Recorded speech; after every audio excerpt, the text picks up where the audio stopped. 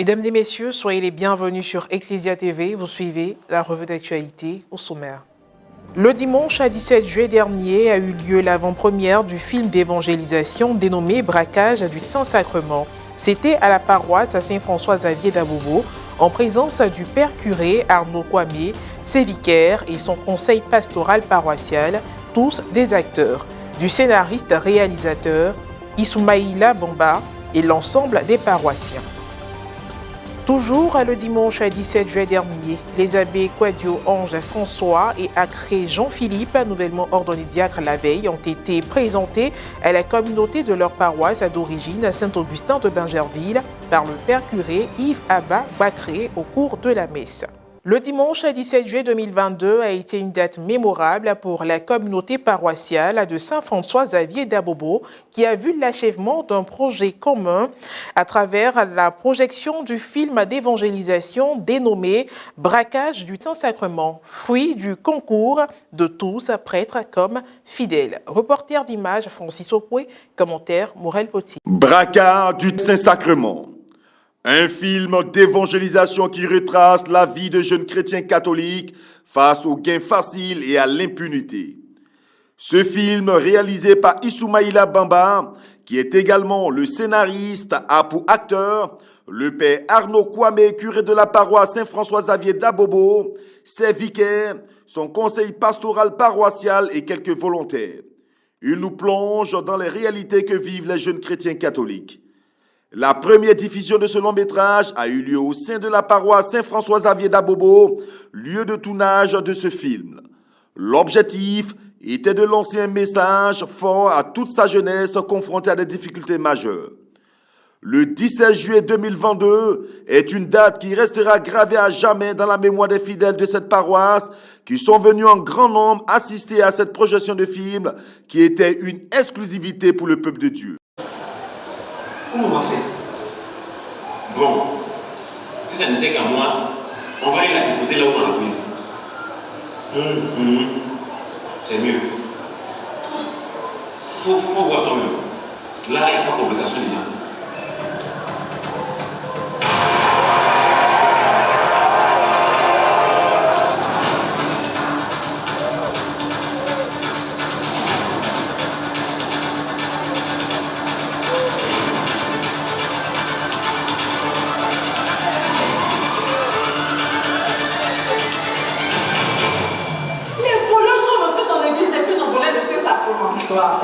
Toi. Je te dis que soit allé voler Jésus-Christ dans l'église. Mon Dieu! Mais notre Dieu est un Dieu miséricordieux. Il va vous pardonner ce que vous avez fait, surtout que vous avez décidé de vous repentir et de ramener le Saint-Sacrement. Mon Père, nous nous sommes rendus compte de l'honneur que nous avons fait. Et depuis que nous avons donné le Saint-Sacrement, nous n'avons pas pu trouver la paix. Oui, c'est vrai, mon Père. Moi, avant, je ne croyais pas en Dieu. Avec ce que j'ai vu en quelques temps là, vraiment je vais donner ma vie à Dieu. Un film qui permet aux jeunes chrétiens de croire toujours en Christ, de respecter les principes religieux et de se laisser guider par la puissance de l'Esprit Saint. Soulignons que le réalisateur est membre de la troupe théâtrale de la paroisse Saint-François-Xavier d'Abobo depuis plus de 15 ans, malgré qu'il soit musulman. De cette troupe sont issus quelques acteurs du film qui n'a laissé personne indifférent. Comme je l'ai dit dans le film, vous l'avez bien suivi, c'est un acte de profanation. D'abord, le Saint-Sacrement ne peuvent toucher le Saint-Sacrement que ceux qui sont consacrés, c'est-à-dire les prêtres, les diacres. Donc un fidèle qui vient toucher le Saint-Sacrement, c'est vraiment une abomination, une profanation. Mais au-delà de ce geste qui a été posé, de ce braquage, le Seigneur a fait des merveilles dans le quartier dans lequel ce Saint-Sacrement s'est retrouvé. Ce n'est pas une incitation à venir peut-être braquer ou profaner les lieux saints, mais c'est pour nous dire que le Seigneur est réellement présent dans le Saint-Sacrement. Et ça confirme notre foi de chrétiens catholiques que Jésus est vraiment présent dans le pain et le vin que nous apportons, qui deviennent son corps et son sang que nous prenons comme nourriture, comme boisson. Donc c'est vraiment pour nous, chrétiens catholiques, une manière de consolider notre foi dans le très saint sacrement. La présence du Saint-Sacrement dans cette cour, vous avez vu à travers ce film, ce que ça fait. Vous voyez?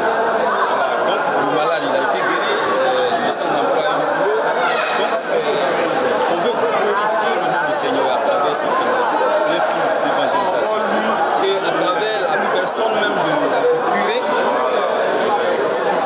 C'est pour dire aux chrétiens qu'il faut avoir la foi. En toute situation, il faut avoir la foi. Il faut croire en Dieu. L'objectif de ce film-là, c'est de véhiculer un message pour dire qu'au travers du Saint-Sacrement, on reçoit Jésus-Christ même présent. Voilà, donc l'objectif, on a vu dans le film des personnes qui ont volé le Saint-Sacrement, qui voulaient le revendre. Et ce Saint-Sacrement-là même a aidé aussi d'autres personnes dans l'habitat où ils étaient. Donc c'est-à-dire qu'il ne faudrait pas se baser seulement sur le rôle du voleur. Il faut aller au-delà de ce rôle-là. Il faut voir le message qu'on veut véhiculer à travers ce film. Voilà, donc moi j'encourage pas personnellement des jeunes gens à aller voler. Ça non, je n'encourage pas parce que moi je respecte les normes. Parce que si tu voles, c'est normal que tu te retrouves en prison ou on te tue. Voilà. Ce que moi-même je retiens du message, c'est que Dieu est fidèle. Dieu est fidèle, il faut avoir la foi. C'est la foi qui est la base de toutes choses. Au lendemain de leur ordination diaconale, c'est-à-dire le dimanche 17 juillet dernier, les abbés Quadio Ange François et Acré Jean-Philippe ont été présentés au cours de la messe à la communauté de leur paroisse d'origine à Saint-Augustin de Bingerville par le père curé Yves Abba Bacré. Reportage à Pierre Richemont, commentaire Marie Abissier. Le samedi 16 juillet dernier, son éminence Jean-Pierre Cardinal Coutois, archevêque métropolitain d'Abidjan, a ordonné 17 diacres à la cathédrale Saint-Paul d'Abidjan-Plateau. Le lendemain, 2 d'entre eux, à savoir les abbés Quadio Ange François et Acré Jean-Philippe, ont été présentés par le père curé Yves Abba Bacré à la communauté paroissiale de Saint-Augustin de Bingerville, leur paroisse d'origine. Ceux-là qui étaient ici, qui passaient comme ça que vous voyez comment ils sont habillés maintenant. Ils sont donnés diacres, maintenant ils repartent encore à l'école. Et c'est pas fini notre affaire. Ils repartent encore à l'école et c'est l'année prochaine qu'ils vont finir, ils vont ressortir.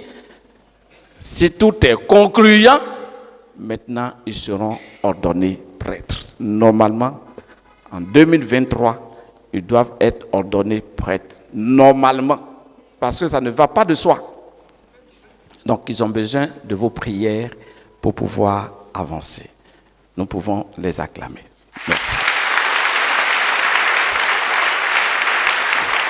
Au cours d'une célébration eucharistique, qu'elle soit présidée par un évêque ou un prêtre, il revient au diacre de proclamer l'évangile. Au moment de la doxologie finale de la prière eucharistique, se tenant à côté du prêtre, le diacre tient le calice élevé, tandis que le prêtre élève la patène avec l'hostie, jusqu'à ce que le peuple ait proclamé Amen. Voilà quelques services assurés par le diacre. À la fin de la cérémonie, les élus ont exprimé leur joie. Sentiment de reconnaissance. À Dieu la gloire pour tant de bienfaits, pour tant de merveilles. Disons tout simplement merci au Seigneur qui a bien voulu guider nos pas, qui nous a soutenus et qui nous permet de pouvoir, à travers cette diaconie, de lui vouer un service perpétuel. Nous disons également merci à toutes ces personnes qui ont été pour nous un secours. Merci notamment à nos curés de paroisse, curés de stage canonique. Merci à tous les fidèles. Alors les sentiments qui m'animent en ce jour, c'est un sentiment de joie en Dieu, de reconnaissance en Dieu. Le Seigneur qui a guidé mes pas, qui a daigné poser son regard sur moi pour me choisir. Parmi tant de personnes, je ne suis pas le plus beau ni le plus intelligent, mais son amour s'est manifesté en ma faveur. Je lui suis reconnaissant. Et voilà, c'est la fin de cette édition d'information. Merci de l'avoir suivi, que je veille sur nous. À très bientôt.